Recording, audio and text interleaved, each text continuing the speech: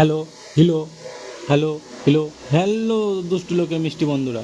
তো আজকে শুরু করছি আজকের মিনি ব্লগ। তো তোমরা দেখতে পাচ্ছ এখন আমি পরোটা খেলাম সকালবেলা। তারপরে চলে এলাম নিস্তারিণী কালী মায়ের মন্দিরে, একটু প্রণাম করে নিলাম।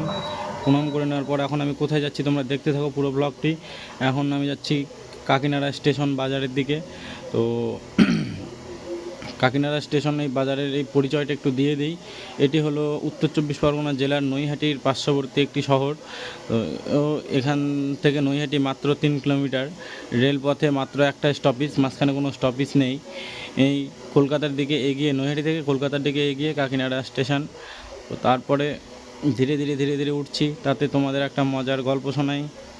তো এই কাকিনাড়া স্টেশনের পাশে রথতলাতে আমি ভাড়া থাকি। এখান থেকেই আমাদের কলেজ 6 থেকে 7 কিলোমিটারের মধ্যে। তো যেটা বলতে চাচ্ছি এটা হচ্ছে হাওড়া ব্রিজের ডিটো কপি বলতে পারো তোমরা। দেখা যাচ্ছে ধীরে ধীরে ধীরে ধীরে উঠছি সবাই, আর এই চড়তে উঠতে পারছে না একটু কাকা, আর ইয়ং ছেলেরা সব চড়ে চলে যাচ্ছে।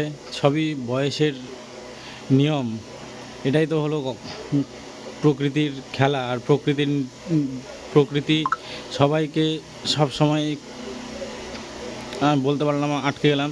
এই যে দেখুন, এই ছেলেটি কত সুন্দর চড়ে চলে যাচ্ছে, আর এদিকে যারা নামছে তারা কত আরামের ধীরে ধীরে ধীরে ধীরে নামছে, একদম কোনো পেডাল করতে হচ্ছে না।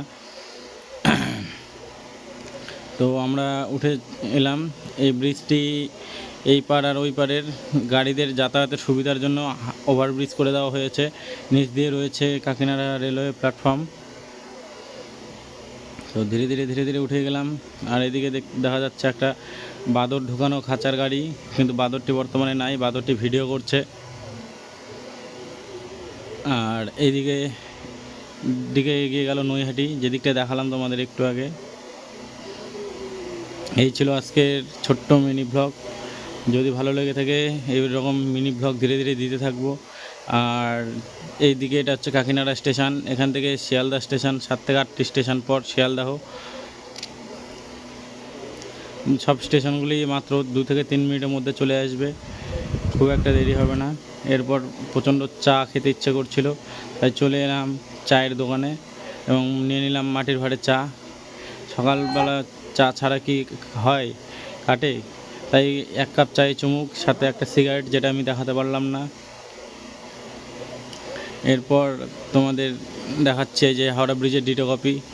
এই ব্রিজটি যে বানিয়েছিল সেটা হলো আমারই বন্ধু। তো ওকে বলেছিলাম যে হাওড়া ব্রিজের একটা ডিটো কপি না বানাতে হবে তোকে। তো সে বলেছিল ঠিক আছে বানাবো, তাই সে এটা আমাকে বানিয়ে দিয়েছে এবং আমি তা জনসাধারণের জন্য উন্মুক্ত করে দিয়েছি, কারণ আমার বড় দয়ালু মন। সেই কারণে যাতে জনসাধারণরা চলাচল করতে পারে এবং আমাকে গালাগাল দিতে পারে, সেই কারণেই এটি বানানো। আর নিচের জমিগুলো দেখাচ্ছি, প্ল্যাটফর্মগুলো সব আমার প্রপার্টি।